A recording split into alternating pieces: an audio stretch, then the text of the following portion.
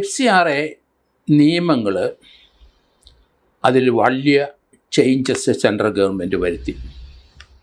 2010 foreign contribution regulation act FCRA അതിലെ ചില തിരുത്തലുകൾ, ചില അഡീഷൻസ് ഒക്കെ സെൻട്രൽ ഗവൺമെൻറ് ഇപ്പോൾ പുതിയതായിട്ട് കൊണ്ടുവന്നിരിക്കുകയാണ്.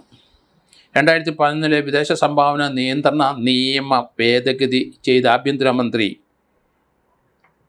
പുതിയ ചില നിർദ്ദേശങ്ങൾ വച്ചിരിക്കുന്നു. അമിത്ഷായാണത് ചെയ്തത്. ആ നിർദ്ദേശം അനുസരിച്ച് അത് 2011 ഭേദഗതികളുടെ ഒപ്പം FCRAയിൽ നിയമപ്രാബല്യത്തിൽ വന്നിരിക്കുകയാണ്.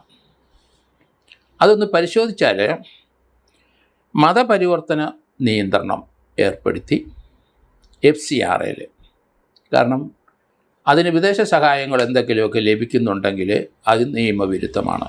അതുകൊണ്ടാണ് FCRA ഫോറിൻ കോൺട്രിബ്യൂഷൻ റിലേഷൻ ആക്ടിൻ്റെ അകത്ത് പണം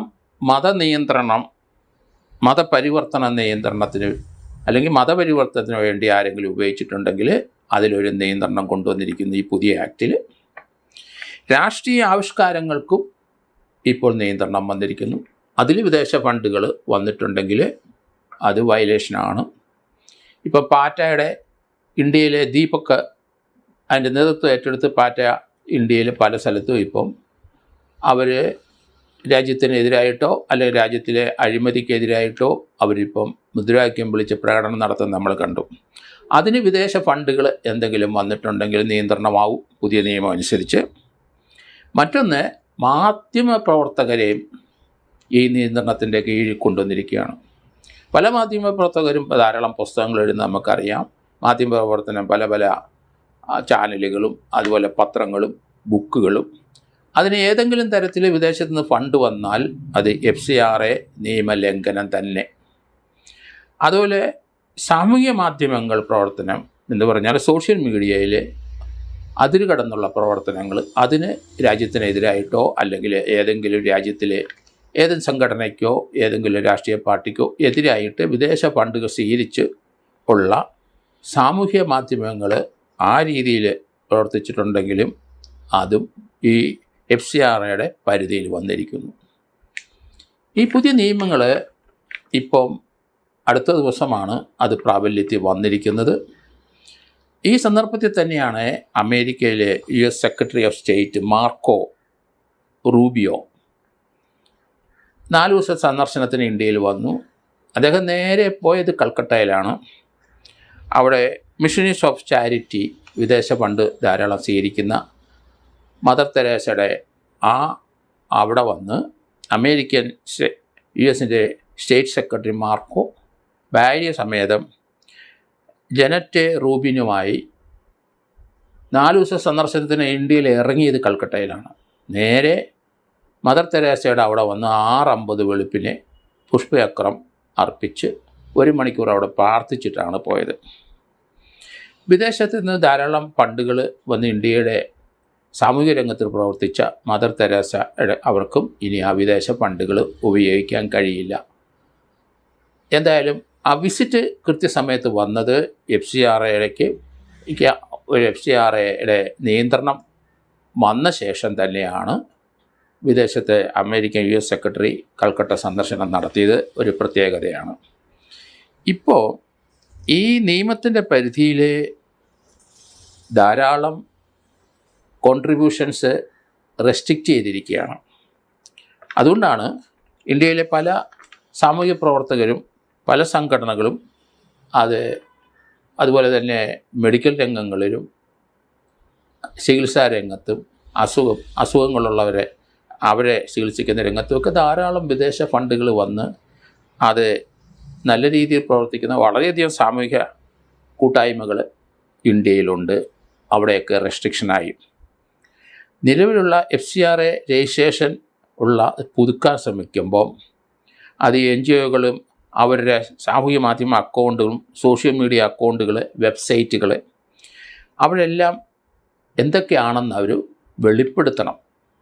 നിങ്ങളുടെ പ്രവർത്തന മേഖല സോഷ്യൽ മീഡിയ ആണെങ്കിൽ നിങ്ങൾ പാവങ്ങളെ സഹായിക്കുന്നുണ്ടോ, വീട് വെച്ച് കൊടുക്കുന്നുണ്ടോ, അല്ലെങ്കിൽ സാമൂഹ്യ നീതിക്കെതിരായിട്ടാണോ ശബ്ദമുയർത്തുന്നത്, ഇങ്ങനെയുള്ള കാര്യങ്ങൾക്കൊക്കെ വേണ്ടി നിങ്ങൾ പുതിയ NGO രൂപീകരിച്ച് രജിസ്ട്രേഷന് മുമ്പ് അതിൻ്റെ ഫണ്ടിൻ്റെ കാര്യങ്ങളൊക്കെ ഡിക്ലെയർ ചെയ്യണം. അതുപോലെ അസോസിയേഷനിലോ അതിൻ്റെ പ്രധാന പ്രവർത്തകരാരോ അവർ ആ വിഷയത്തിൽ ഏതെങ്കിലും പുസ്തകങ്ങൾ എഴുതുകയോ മാസികകൾ എഴുതുകയോ പത്രലേഖനം പ്രസിദ്ധീകരിക്കുകയോ ഒക്കെ ചെയ്യുമ്പോൾ സാധാരണഗതിയിൽ അവർക്ക് വിദേശത്തുള്ള അവരുടെ സുഹൃത്തുക്കൾ പണം ചിലപ്പം ആ പ്രസിദ്ധീകരണത്തിന് വേണ്ടി അയച്ചു കൊടുക്കാറുണ്ട്. അതൊന്നും ഇനി സ്വീകരിക്കാൻ പാടില്ല. അങ്ങനെ പ്രസിദ്ധീകരിച്ചിട്ടുണ്ടെങ്കിൽ അത് ഡിക്ലെയർ ചെയ്യണം, അവർ തന്നിരിക്കുന്ന പണം ഇന്നയാളാണ്. അല്ലാതെ അത് പ്രസിദ്ധീകരിക്കാൻ പോയില്ലെങ്കിൽ FCRA നിയമത്തിൻ്റെ പരിധിയിൽ നിങ്ങളെ അറസ്റ്റ് ചെയ്യാനുള്ള സാധ്യത വളരെ കൂടുതലാണ്. അതുകൊണ്ട് ഈ പുതിയ നിയമത്തിൻ്റെ പരിധിയിൽ മതത്തിൻ്റെ പ്രവർത്തനത്തിന് വരുന്ന ഫണ്ടുകൾ, സംസ്കാരം, അതിന് സാമ്പത്തിക പ്രശ്നങ്ങൾ, നിങ്ങളുടെ കുടുംബത്തിലോ അസോസിയേഷൻ സാമ്പത്തിക പ്രശ്നങ്ങളുണ്ടെങ്കിൽ വിദേശത്ത് നിന്ന് ആരെങ്കിലും ഫണ്ട് അയച്ചു തന്നാൽ, വിദ്യാഭ്യാസ പ്രവർത്തന മേഖലയിലായാലും സാമൂഹിക പ്രവർത്തന മേഖലയിലായാലും ഈ 5 വിഭാഗങ്ങളിൽ ഉള്ള പ്രവർത്തനങ്ങൾ ഡിക്ലെയർ ചെയ്യണം. 105 തരം പ്രവർത്തനത്തിന് മാത്രമേ ഇനി ഫണ്ട് സ്വീകരിക്കാൻ കഴിയുള്ളൂ എന്നാണ് ചുരുക്കത്. ഏതായാലും മതമെങ്കിൽ ആ മതത്തിന് ആരാധനാലയം നിർമ്മാണത്തിന് പണം സ്വീകരിക്കാം. അതിന് അനുമതിയോടുകൂടി FCRA അനുമതിയോടുകൂടി തന്നെ പണം സ്വീകരിക്കാം. പിന്നെ അതിന് പുനർനിർമ്മാണമാണെങ്കിൽ അതിനും പണം സ്വീകരിക്കാം. വിശുദ്ധ ഗ്രന്ഥങ്ങളുടെ ഏത് മതവിഭാഗത്തിൻ്റെ ആയാലും ശരി, വിശുദ്ധ ഗ്രന്ഥങ്ങളുടെ അച്ചടിക്ക് പണം സ്വീകരിക്കാം. എന്നിങ്ങനെ 18 പ്രവർത്തന മേഖലകൾ പുതിയ നിയമത്തിനകത്ത് പറയുന്ന, അല്ലാത്ത രീതിയിൽ ആർക്കും പണം സ്വീകരിക്കാൻ ഒക്കില്ല. ഇതിൻ്റെ മെയിൻ ഉദ്ദേശം രാജ്യദ്രോഹ പ്രവർത്തനത്തിന് പല സംഘടനകൾ, വിധ്വംസക പ്രവർത്തനത്തിലൊക്കെ പല സംഘടനകൾക്കും വിദേശത്തു നിന്നും എഡ്യൂക്കേഷൻ രീതിയിലും മതപുരോഗത്തിന് വേണ്ടിയും പള്ളി പണിയാനും അങ്ങനെ ആതുര സേവന രംഗത്ത് പ്രവർത്തിക്കാനും ഒക്കെ വേണ്ടിയിട്ടാണ് എന്ന് വരുന്ന പണങ്ങൾ ഡൈവേർട്ട് ചെയ്യുന്നുണ്ട്. അതുകൊണ്ട് ആ പണം വരുന്നത് എന്തിനാണെന്ന് ഡിക്ലെയർ ചെയ്യണം. അത് എന്ത് ഉദ്ദേശത്തിൽ ഇവിടെ വന്നു, ആരാണ് വിദേശത്ത് നിന്ന് അയക്കുന്നത്, ഇവിടെ നിങ്ങളുടെ അഡ്രസ്സ്, എവിടെയാണത് കൈപ്പറ്റുന്നത്, അതിൻ്റെ ബാങ്ക് ഡീറ്റെയിൽസ്, അതിവിടെ എന്തിന് വിനിയോഗിച്ചു എന്നുള്ള കാര്യങ്ങളൊക്കെ ഇനി ഗവൺമെൻറ് ബോധ്യപ്പെടുത്തേണ്ടിയിരിക്കുന്നു. FCRA നിയമത്തിൻ്റെ പരിധിയിൽ ഇനി വിദേശത്ത് നിന്ന് ഫണ്ട് സ്വീകരിച്ചുകൊണ്ട് ഒരു പ്രവർത്തനം നടത്താൻ ഒക്കില്ല. അത് ഗവൺമെൻറ് അംഗീകാരത്തോട് മാത്രമേ ഉള്ളൂ. അല്ലാതെ രീതിയിൽ പണം വന്ന് അത് ഡൈവേർട്ട് ചെയ്യുന്നത് ഉണ്ടെങ്കിൽ അത് കുറ്റകരമാണ്, തടവ് ശിക്ഷ അനുഭവിക്കേണ്ടി വരും എന്നാണ് ഈ പുതിയ നിയമം കൊണ്ട് നമ്മൾ മനസ്സിലാക്കേണ്ടത്.